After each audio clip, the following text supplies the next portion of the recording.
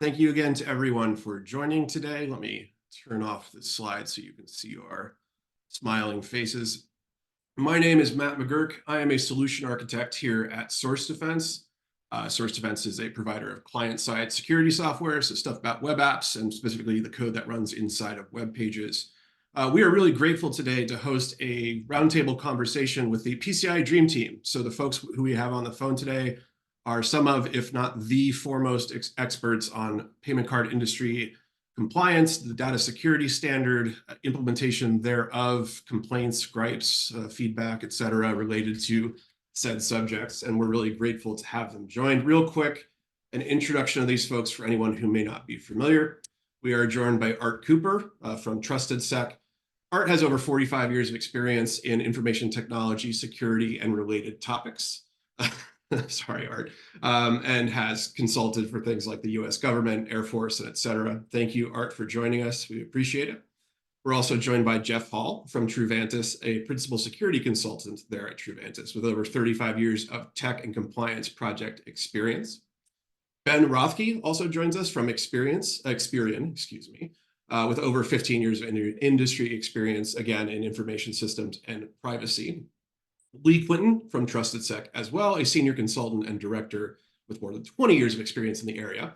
And last but not least, David Mundhenk, an information security, governance, risk, and compliance consultant. And between this group of panelists, we have enough letters at the ends of their names and accreditations and et cetera to play a decent game of Scrabble.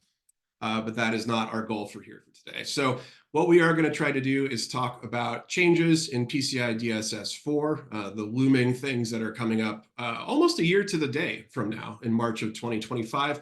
We're going to talk generally about changes in DSS 4, and we're also going to focus relatively specifically on things related to e-commerce and web applications, payment page security, requirements 6.4.3 and 11.6.1.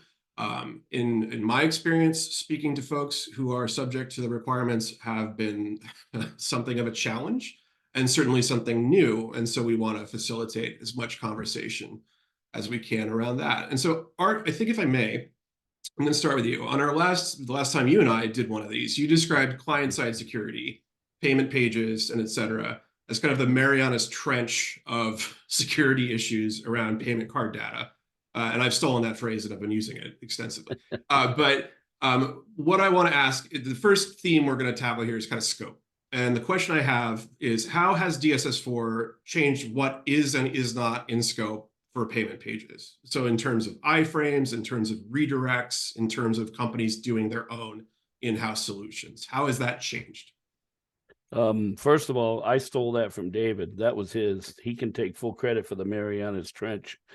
It was one of the best comments ever. And so I want to give credit there where credit is due. The big change is that what we're finally looking at is this magical connection between a client browser and a payment processor that's taking credit card data.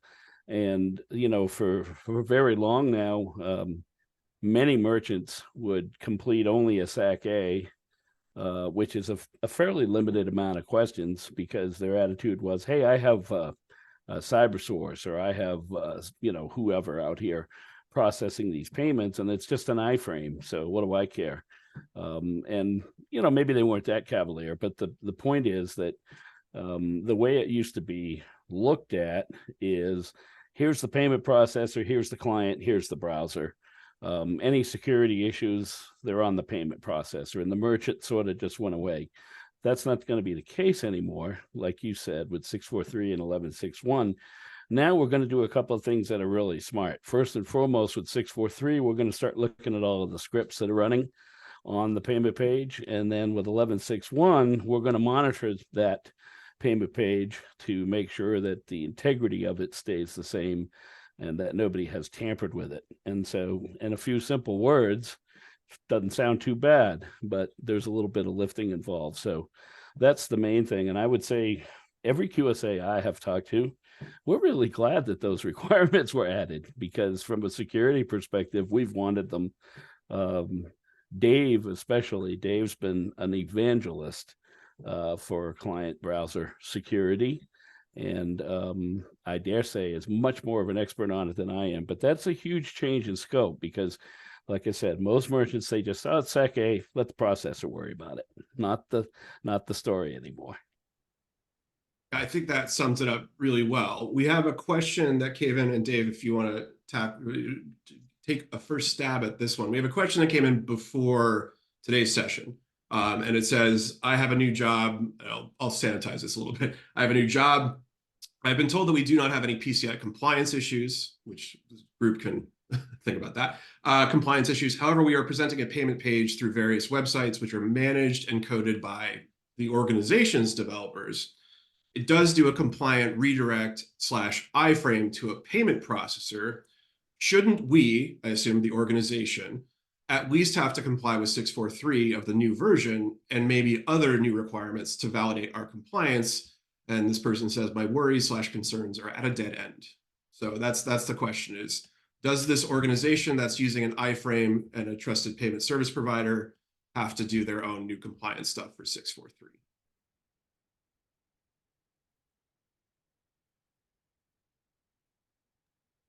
Dave, you taking that one? Sure. So, excuse me. So there's been sort of some confusion over the years as it relates to compliance versus security. And a lot of folks think, well, if I outsource major portions of my architecture to a PCI compliant vendor or service provider, then I'm good to go. I don't have to worry about stuff like these new requirements. And that may or may not be true, but at the end of the day, if that iframe is hosted on a corporate website and it's actually redirecting to the payment processor, and even though that 6.4.3 doesn't call out payment redirection pages, I have for years called them out as being worthy of inspection as well. So essentially what you want to do is ensure that you review the source code of your payment page and your payment redirection page, and make sure you understand exactly what scripts are in there and what they're doing, and also tag managers like Google Tag Manager and Adobe Tag Manager, because you could get redirect request scripts being injected as it relates to the fact that you're interacting with these tag managers. But at the end of the day, you want to still go through your due diligence, and even if you outsource the compliance, you really should follow the recommendations in 6.4.3 and 11.6.1 and ensure that whatever page is doing that redirect with that iframe, you have an inventory of the scripts, you know what they're there for, there's a business justification for every single one of them. And in all fairness, I'm recommending my clients that whether you're hosting e-commerce or you're redirecting e-commerce, essentially you need to do your homework anyway and do your due diligence and make sure that you understand what's happening.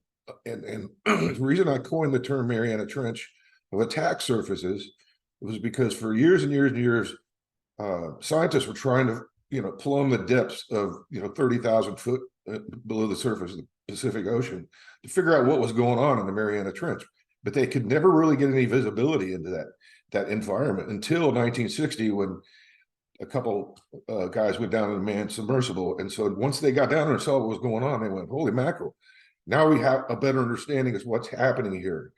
And with products like source defense and a methodology that's consistent with 6.4.3 and 11.6.1 will help you establish your due diligence and make sure that whether you outsource this stuff or where you're hosting it outright, you still have your ducks in a row and you'll be perfectly compliant, at least with those two requirements.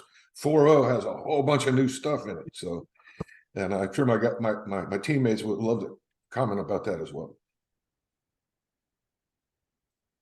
Absolutely. I think, and this question's kind of fun. I'll throw it to the group, and I think it nicely feathers into what you just said, Dave, which is that if all quote security impacting systems are supposed to be included in the scope of a DSS assessment, I assume 100% of all systems could potentially be included. Where does one practically draw the line? And I thought that was an interesting question because there's no such thing as scope creep, but there's scope gallop.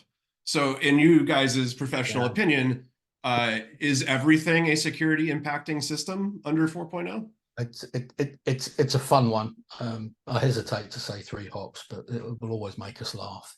But bottom line is, I mean, it's not really it's not really anything new, because when we boil down scope, it's still, if it processes, stores, transmits cardholder data, or can connect to a system. And then obviously it's been a little bit better defined now to talk about, or can impact the security of the system in the CDE. And that's the defining piece in the CDE. So you may have security impacting devices all throughout your organization, but if it's not intrinsically affecting the system components that comprise the CDE, it's not really going to extend the scope out. So if you've got security monitoring tools that may be sitting in, say, a middle set, I hate to use the kind of, the archery target model, the CDEs, your gold in the middle, and then you've got an outer layer with support systems, and then everything else outside is out of scope. But systems, networks are architected obviously differently. It's changing all the time with things like ACI and the likes of microsegmentation and SDNs. But essentially, it's what's impacting the CDE. That's what's comprising the scope. If it's beyond that, if it can't initiate a connection to the CDE through whatever filtering is there, and if it doesn't impact that security directly, you may have logging, may have Splunk or something doing your SIM that's sitting further back in your network. That's if that's your central log host, that's your SIM for the CDE, sure, it's going to be in scope. But everything else that's feeding into the SIM that's outside of the CDE is not going to be in scope. Yeah, so as you said, scope gallop and creep. It's not going to keep hopping along. It's not a frog. It's not a game of leapfrog that's just going to keep going and going and going. And so that's where you draw the line, that it's what's affecting the CDE impacting systems, what can connect to it. Yeah. So that's pretty much, for me, that's where it's always kind of, you have to be a little bit more cut and dried. It's the QSA famous one, isn't it? It depends. That's the answer that most QSAs are going to give, because it's going to depend upon your environment and how it's architected. But in general, that's pretty much where it's going to draw the line. I think that's a very rational way to do it too, is that there is you can look at any standard or any requirement and expand it to absurdity, but there's a practical security concern that underlies these things, and that should, we should always try to be reasonable and rational, I suppose. And as Dave mentioned, the security and this compliance does extending a lot of these controls out to everything else in the environment make sense from a security perspective, sure. But as QSAs, we're constrained by the scope of the assessment, the scope of the CDE, the scope of the supporting systems, and that's all we're going to be sampling to look at and assess. We're not going to go galloping out everywhere else. We leave segmentation testing to the penetration testers to prove that those areas are not in scope, and then we take their reports, look at their methodology and the results, and we can say, right, they're not in scope. We don't need to worry about that. If it shows a problem, we can say to the client, look, there's a problem here. You need to fix this. But otherwise, yeah, we don't want it galloping all the way. It doesn't serve the business, and it certainly doesn't serve us, because it means we're spending more time looking at more stuff for longer periods. So, I mean, taking it to its logical extreme, then you could extend scope to every endpoint, meaning from my mobile device, from everything. But that's not the case. And we had an article some years ago, and actually I quoted Art, and he said, here's the basic definition: is follow the cardholder data wherever it goes. That's your initial scope. Then figure out what connects to it, and you have your final scope. So clearly there's a core scope area. And so working with a reasonable and pragmatic QSA, it shouldn't be that difficult to define that. I mean, there is, we could get to the nitty gritty of, how far do you want to extend it? But scope is pretty straightforward. And when dealing with an organization who's thought it out, it's pretty easy to see. For those organizations that think they know it but never did find it, don't have a diagram, then, in some cases it could extend all the way to every customer. But once again, that's not an issue with the PCI requirements. That's just, due to their poor, network architecture and payment architecture. I think that's very well said. And I have a question that it's Well, so we have before we do that, Matt, I want to circle back on David's comment about security versus compliance, because we started out talking about 643 and 1161, and both of those requirements can be met with a content security policy. Now, that gets you compliance. Does that get you security? Maybe not. When you look at some of the payment pages that are running around these days, I mean, yeah, I can put together one heck of a dandy content security policy, but is it truly going to give me that peace of mind when I go to sleep at night to, say, yeah, I'm not going to get in trouble? Because what people forget about SAQA is that when your website gets hacked and that redirect or iframe starts going to somewhere it shouldn't, that's not on the payment processor. That's on the merchant. The merchant is responsible for that. And I can't tell you how many people I've encountered over the years that, well, God, I didn't know that, I could be breached that way.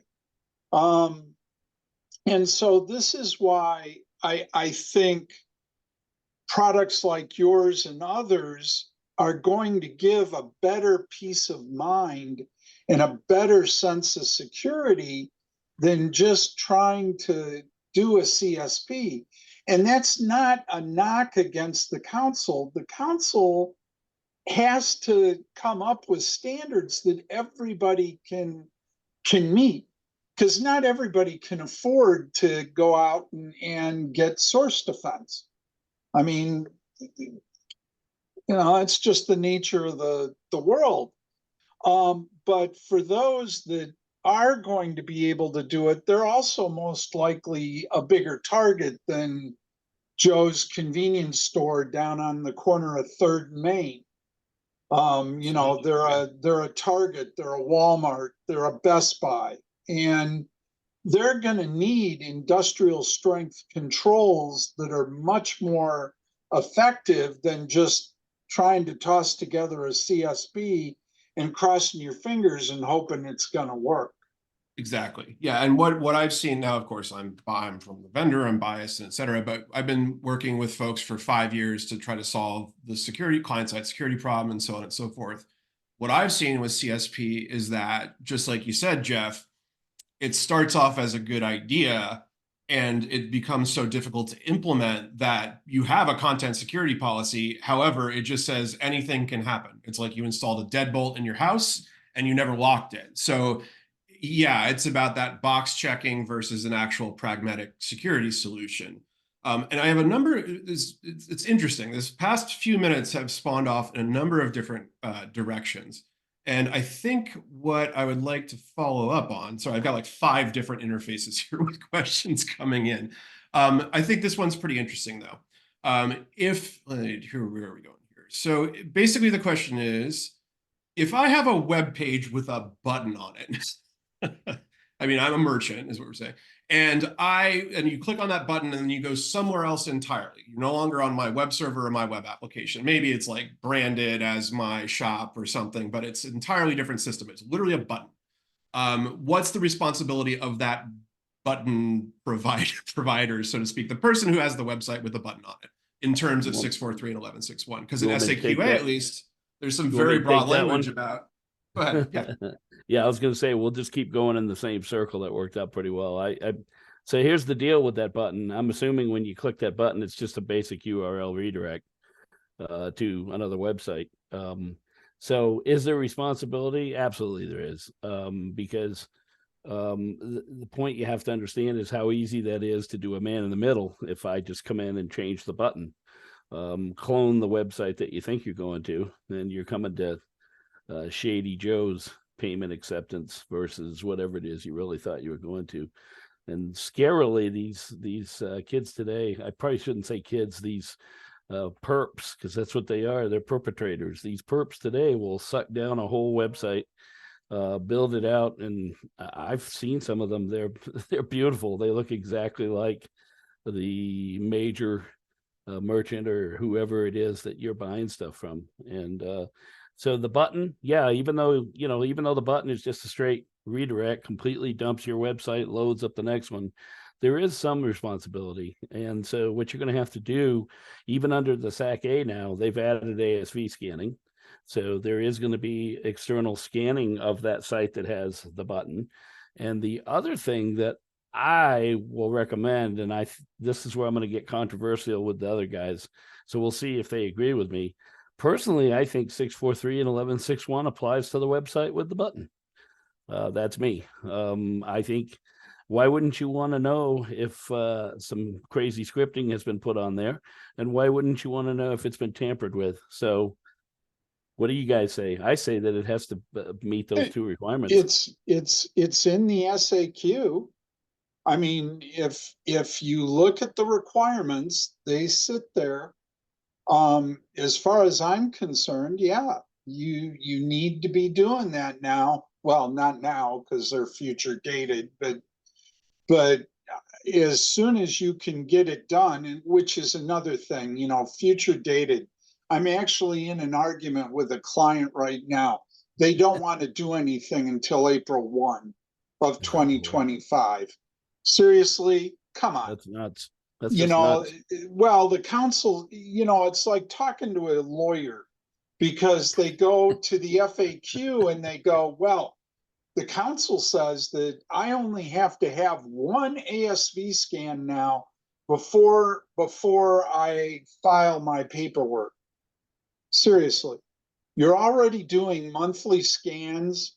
You're a large multinational corporation, and you can't afford to put in your budget an ASV scan for probably a couple of grand to scan your site and get your stupid certificates so that you can give 3 or 4 of them to your QSA.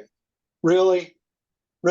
This is, compliance isn't a game, people. We're talking security here. And you're acting like an attorney saying, well, the law says, well, good for you. When you get breached, don't come crying to me, because I'm not going to have sympathy. Oh, the other aspect of this as well is it's kind of like tantamount to saying you're going to work on the 747 while you're flying it.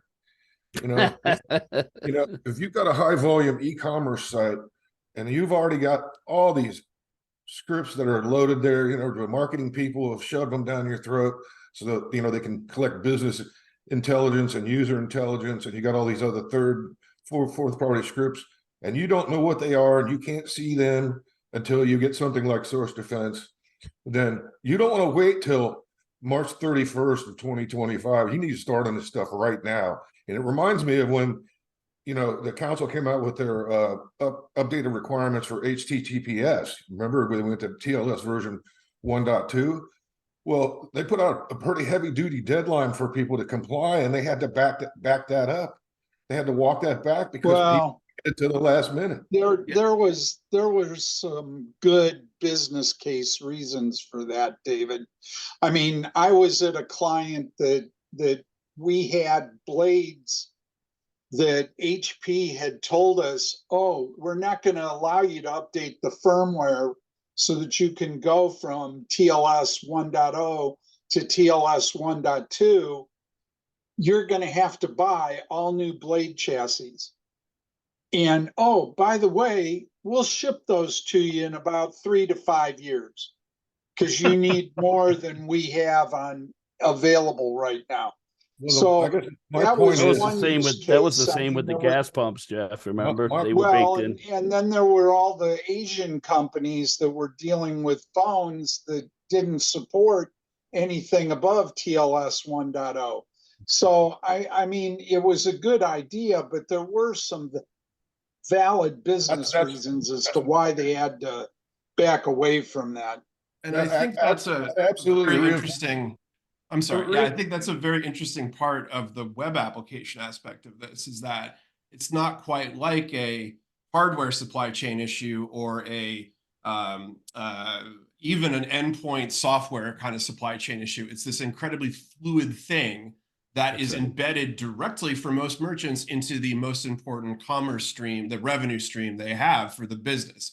So it's one of those things where, like you were saying, Jeff, it's not about legalistically interpreting when the compliance was or wasn't, or et cetera. It's that this is an issue now, like a security concern now, that is of relevance to solve so that your customers and your business are in a stronger position, right? I think that's the idea. And that's my point. That was my point. Don't wait till the last minute. Start looking at this now. And if you can't meet this requirement next year, for whatever reason, or 11.6.1, you need to figure that out now. You need to come up with whatever compensating controls and or customized approach will work.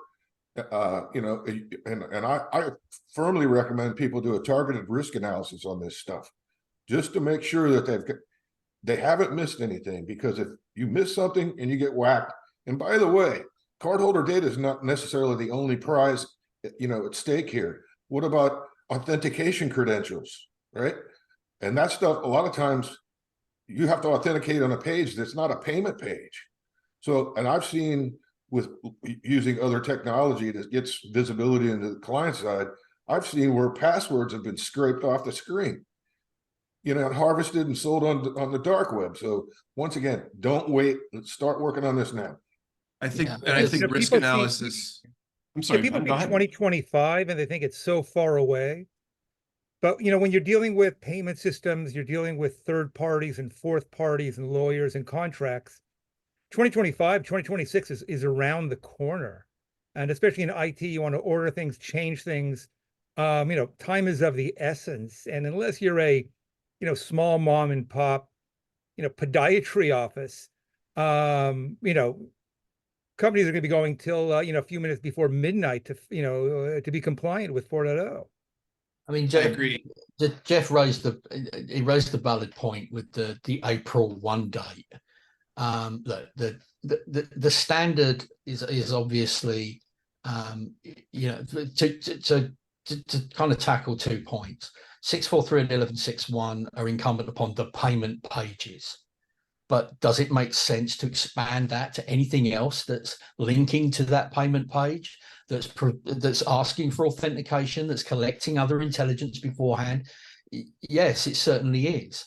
But and then to take that to the targeted risk analysis perspective, if I have to go on site in the first week of April, I'm going to ask to see your targeted risk analysis that you have done on those 9 potentially impacting controls that are going to be in play.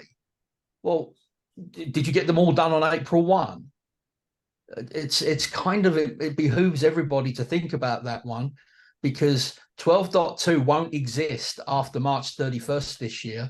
There is no requirement now for us to be looking at a kind of a corporate-wide risk assessment. So that's been replaced by the TRAs. But they're not going to come into effect until March 31st, 2025. On April 1, I'm going to want to see them. So no one's going to just do them all on the end of the month. Points out a good fallacy as well. A lot of these controls that come due on April 1, you have to prove they've been functioning, whether that's been that day or a month earlier or a quarter earlier. I don't care what it is, but you have to have proof that these requirements are actually being done. And that doesn't mean that that started on April 1. It could have started on January 1 in order for you to be judged compliant. There are going to be a lot of people, because the council's cracked down on the QSAs and what we're allowed to accept anymore.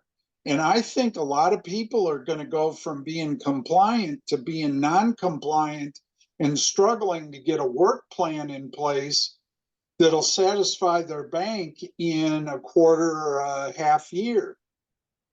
Let's the talk very about the least- targeted. Let me so talk let's say about at the the very TRAs. least, at the very least, there might be a hell of a lot of infi forms being done. Yeah, there's going to be a lot of infi forms done, but let's talk about the TRAs because it's a huge part of PCI 4.0. And let's talk about, Lee is 100% correct. We are no longer going to ask you to give us, as QSAs, give us this big old risk assessment for your whole company. Thank God. I thought it was pointless. I'm glad it's gone. Now, with the targeted risk assessments, how this is going to work, assessment analysis, TRA, let's call it that. There are 9 requirements that we call the so-called frequency requirements, how often you do things. The council used to have words like periodically, every now and then, sometimes, whenever. Now, for those 9 requirements, okay, you have to do a TRA and you have to show why you chose to do it daily, weekly, hourly, whatever. The council has put out, go to PCISSC.org, that URL works. They have put out a template for TRAs for the frequency requirements, and they've put out an FAQ. Those 2 documents are excellent.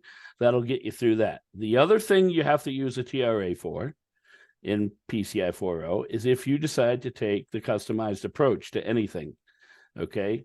I am recommending to every client I have to not touch the customized approach with an 800-mile stick, because I'm going to tell you right now, my best client, and they're damn good, are not mature enough to put together a customized approach on their own, validate it, make sure it's working, and then, because I can't help them with that, then give it to me as a QSA and tell me, test it.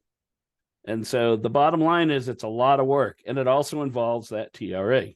Okay, I saw some questions on the question. Hold on, Jeff. Hold on. Let me finish. I saw some questions on here that are important about the SACs. Have things changed on the SACs? The short answer, yes. Go read them, okay? Don't expect me to tell you. I get angry when people ask me questions like that. Have the SACs changed? Download them, PCISSC.org.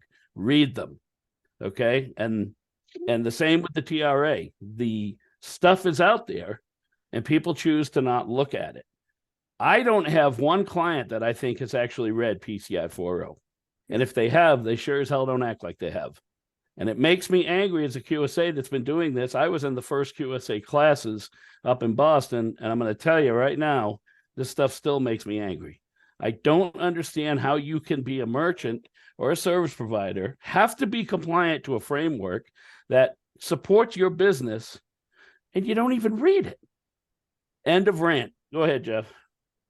Well, there are 2 TRAs. There's the TRA for frequency, which is a nice short 1.5 page form, depending on how much verbiage you end up putting in it.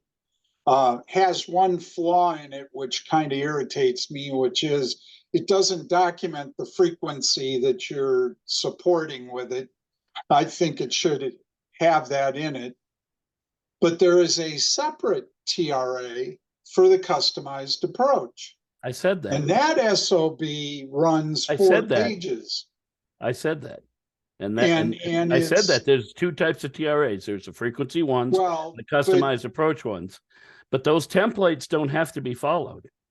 Your client is free to do that thing any way they want if it fulfills the requirements. So if you look at 12.3.1 and you look at the way it's written, if a client wants to go out and use the bumblebee method to do the TRA for a customized approach, they can. It just better be that the bumblebee method answers every bullet point and the requirement that they're doing the customized approach for, and with regard to 12.3.1. Well, but this kind of goes to, there's a question in here about what if I want to go to a larger password? What do I have to do that's beyond that? So, and that was always the customized approach example, which is I want to use NIST 863B and its approach for managing passwords. How do I do that in a customized approach? Well, short answer is good luck with that, because it's not just one requirement. It's going to be quite a few of them actually, and you're going to have to come up with the mitigating controls for every one of those. And I just don't think your management is going to sign off on the large 6-digit project you're going to have to go through to make that work.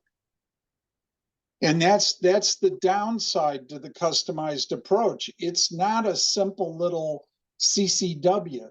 This isn't something you toss together on a whim and make it work. This is real compliance work that's going to have to be developed. You're going to have to develop the right controls, the right tests, prove that it all works, and then document the daylights out of it. And you're not going to have just one requirement that you're going to touch. You're going to have to document it for each requirement that you're changing. And NIST 63B, as far as I know, touches at least 6, if not 7 requirements. And you're going to have to document all 7. It's a very to Jeff's interesting point.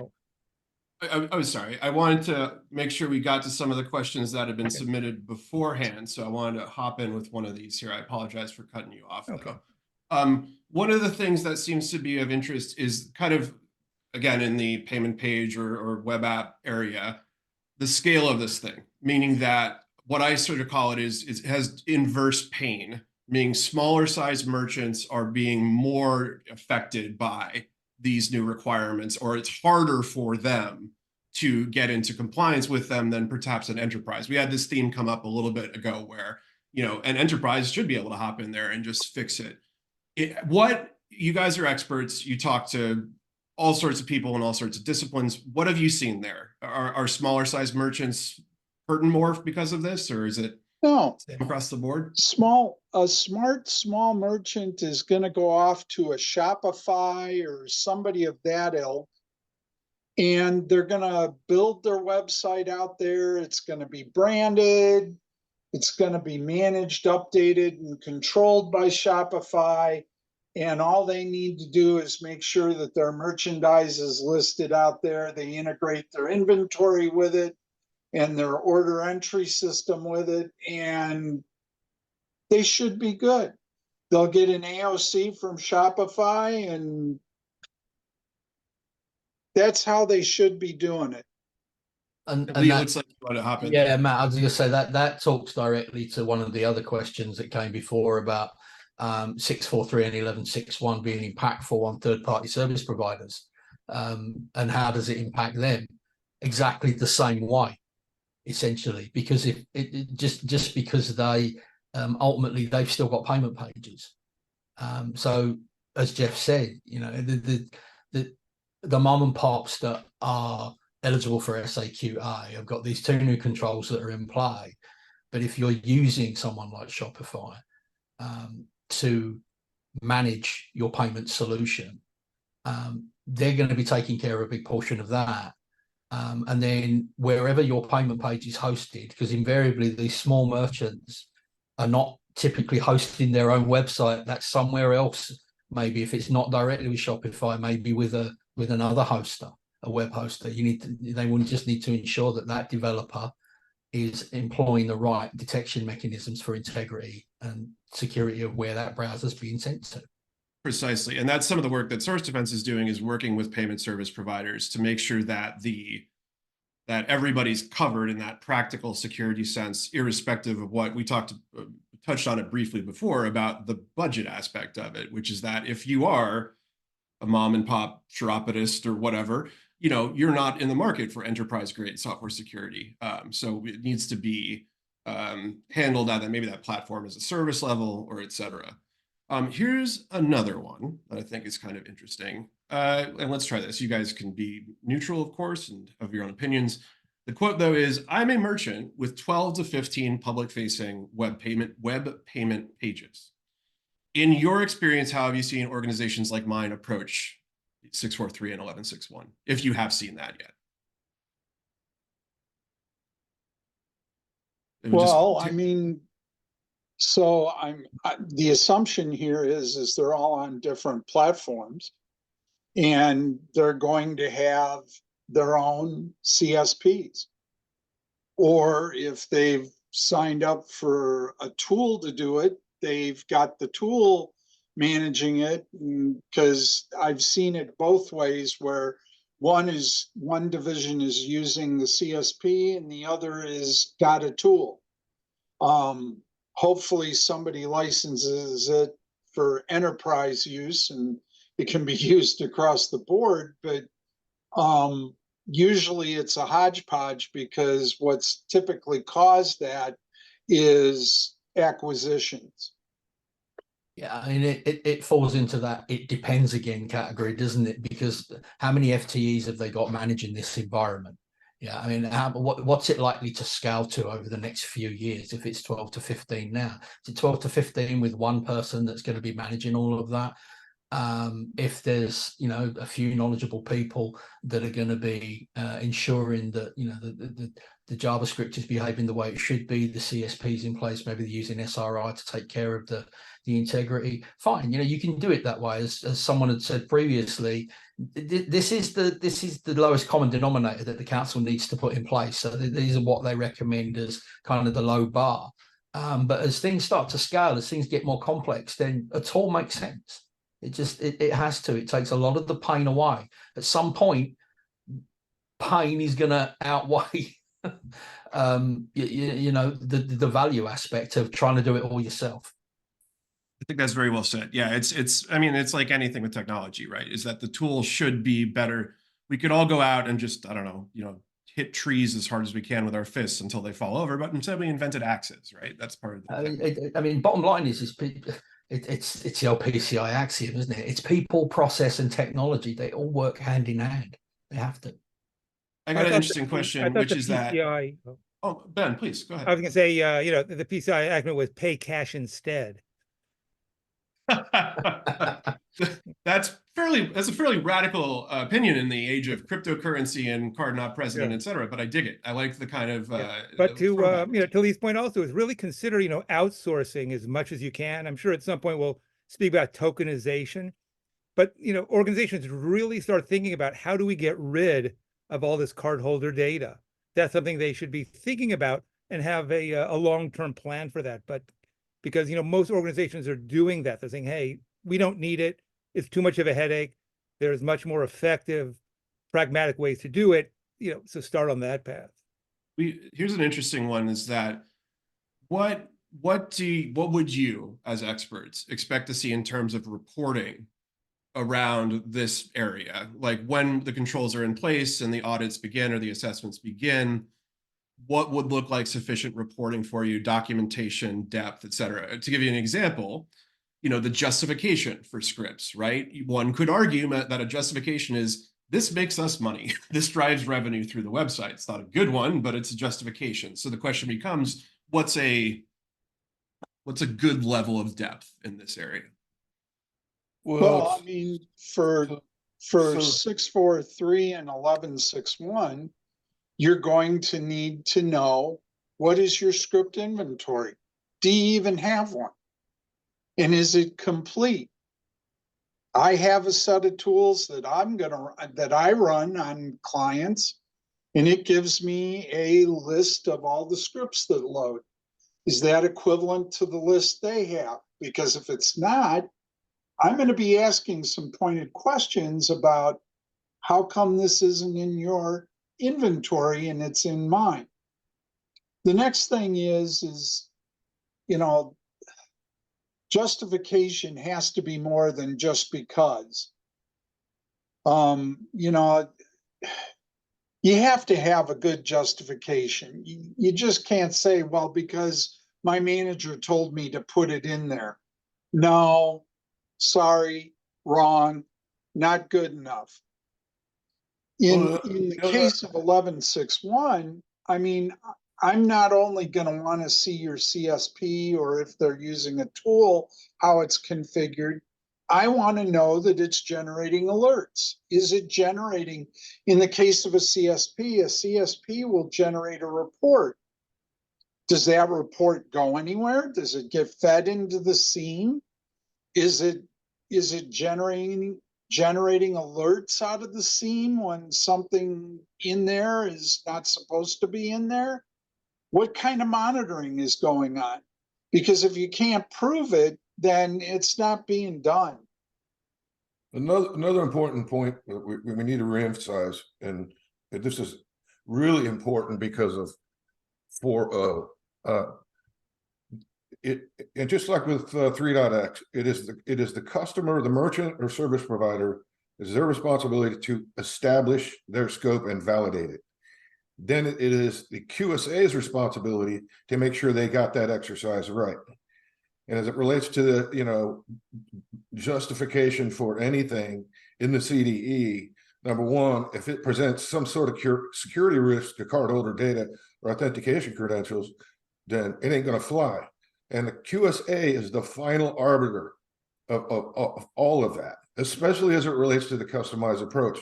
That's why I like Art's recommendation that nobody touch it for a while, because, most of these people haven't read or understand the new version of the PCI DSS.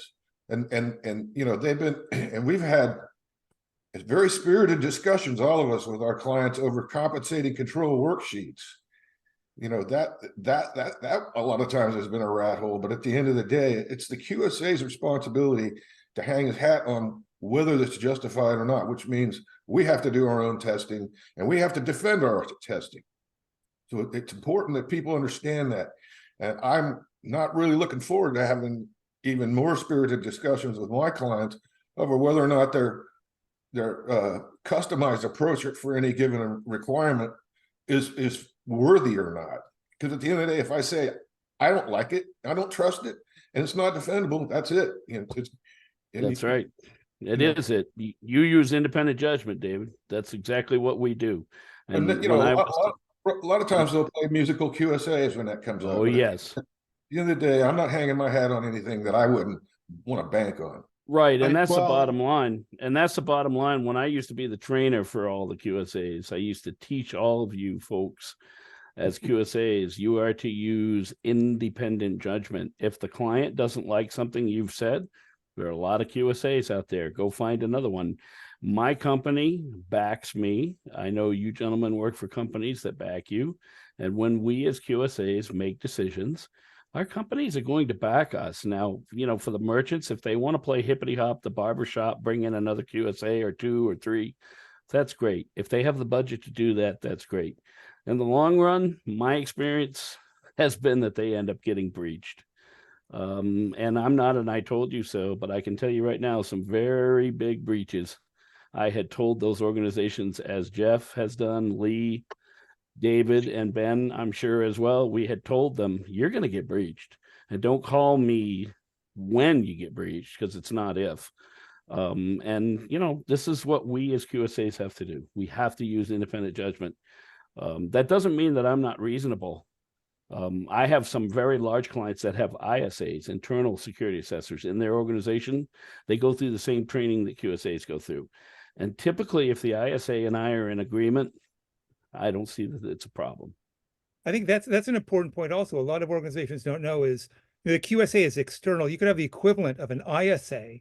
And I think, imagine, the best ISA you could imagine. Imagine, Dr. Sheldon Cooper from Big Bang Theory. If you had a position, someone like him managing your PCI program, what the documentation is going to look like.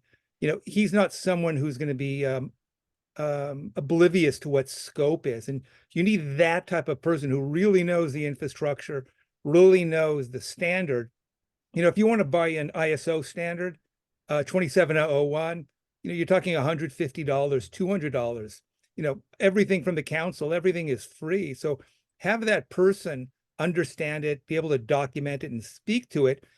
They could go head to head against the QSA. And that's a perfect relationship. And that shows an organization is really serious about PCI. But far too many organizations are just, waiting to the last minute, just, thinking they understand, thinking they don't have any problems. And it's going to, hit them, head on when they find out they're suddenly not compliant. And, getting out of that non-compliant state is extremely expensive and is, takes many, many months if not years. One thing to mention, just a kind of a programming note as we come to the end of our session here. As folks are thinking about these issues we've described today and et cetera, we're going to be providing to the audience kind of a framework to guide your exploration of these issues. It'll show up in your email inbox in just a few minutes. It's agnostic and neutral, in my opinion. I wrote a lot of it. And so it's just kind of questions an enterprise might ask themselves as they start to handle payment page security and et cetera. So keep your eyes out. That'll be showing up. I have one question here that I want to ask because I think it could be kind of spicy, which is that could you talk a little bit about penalties for non-compliance that's part of a risk assessment, and particularly for smaller shops like universities? That's how the question's phrased here. So I know you guys could probably offer a lot of insight on that, but what's your hot take on?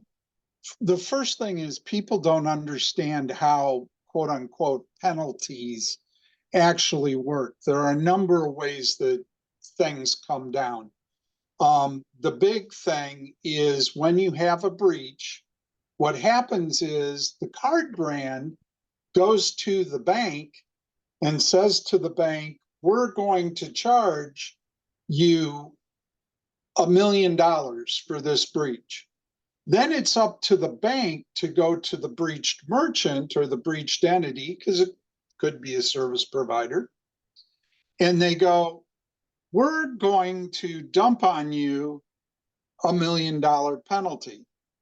That's one way. The other way this goes down is they just up your interchange fee by a percentage. That's for non-compliant merchants. If you've never filed an SAQ with your bank, you're probably getting dinged a percentage point on your interchange rate because you've never filed, and they know it. You file, they might drop it, they may not. It all depends. The bank may like making money off you, and so that is how the penalty system works. So what's going to happen is if you show up and say, I'm non-compliant, they're probably going to raise your interchange rate, probably a penny a transaction. It's not unusual to see that. But if you get breached, yeah, the card brand is who will come after you for that. There was a really great study that comes out every year called The Cost of a Data Breach. It was originally created by the Ponemon Institute. I think IBM sponsors it now.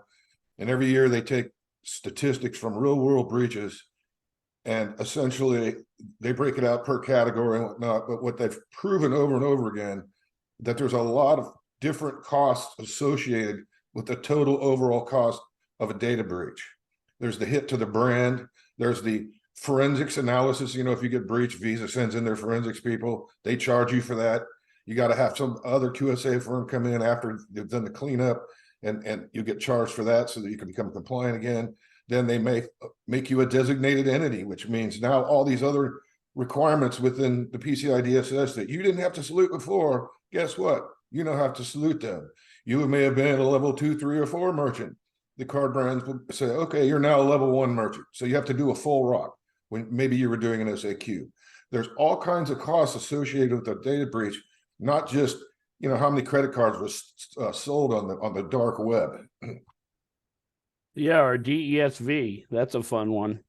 The designated entity validation. It's like the ROC on double secret probation from Animal House. And it happens. I had a client that got breached, and Visa immediately made them a DESV. And let me tell you about this client. Sadly, they're doing the same thing 99.9% of merchants are doing. They were using a website like Shopify or Salesforce e-commerce cloud, just like all the merchants are. The problem is somebody forgot to activate MFA on the back end. And so the bad guys went to their corporate site, felched credentials, used the credentials to get into the back end of their e-commerce cloud or Shopify or whatever site it was, changed the code, did man in the middle, started sucking credit cards. Because of that, Visa was pissed and they made them a DESV. which is a lot of extra work for that company and a lot of extra work for the QSA that has to do the DESV validation. So there are a lot of hidden costs and breaches. It's it said, good compliance doesn't cost, it pays. It's kind of trite, but the point being is it's an investment. And if a company has a breach and, the lawyers get involved, you're talking, hundreds of thousands of dollars. And at the end of the day, you have nothing to show for it. But by, rather than spending $1 million in legal fees, invest a third of that in good security and you have something to show for it. But the problem is, companies they see security as a cost, not as an investment. But even like I said, it might be a penny a transaction, it might be 5 cents a transaction. When you're dealing with millions and other fees, it gets expensive very quickly.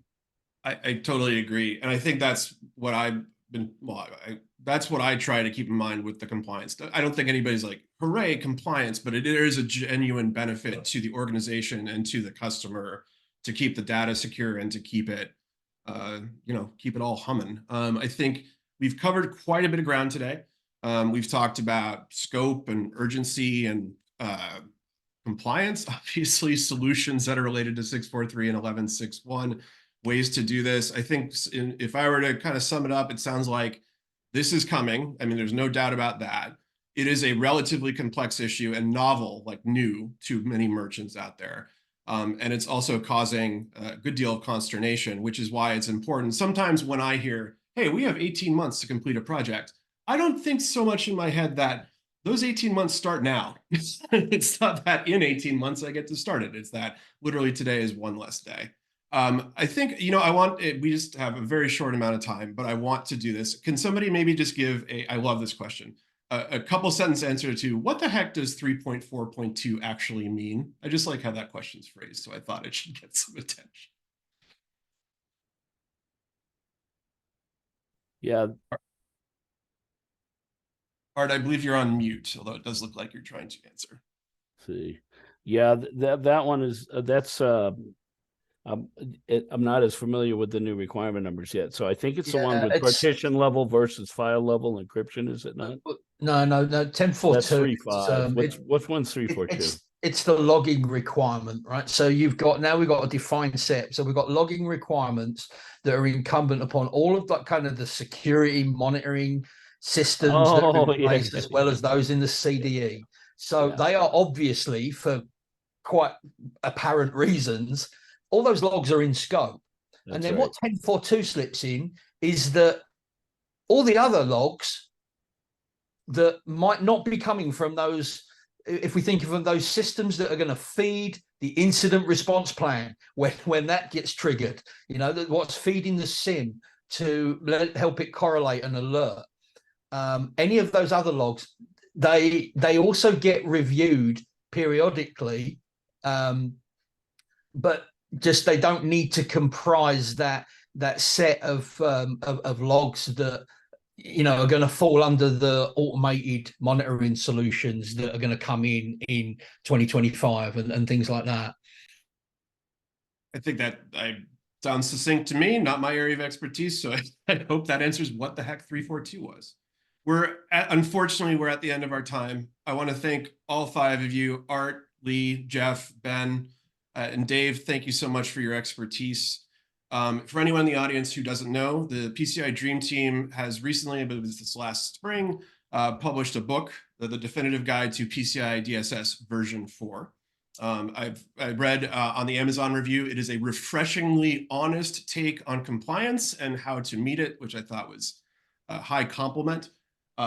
If anyone on the phone is interested, Source Defense is offering for free some of our own tools. You can get a look at your own payment pages, where the gaps may be in your own compliance, get you a leg up on things like inventorying and alerting and et cetera with no obligation. You can hit up sourcedefense.com/free-PCI to take advantage of that. And the first 5 folks who register for that today will receive a free copy of that book. So you'll be covered in 2 different directions. You'll be in good shape to get ready for March of 2025. That's going to do it for today. Gentlemen, thank you so very much for your expertise and for your time. To our audience, thank you for attending. We greatly appreciate it. And we hope you enjoy the rest of your day. Bye.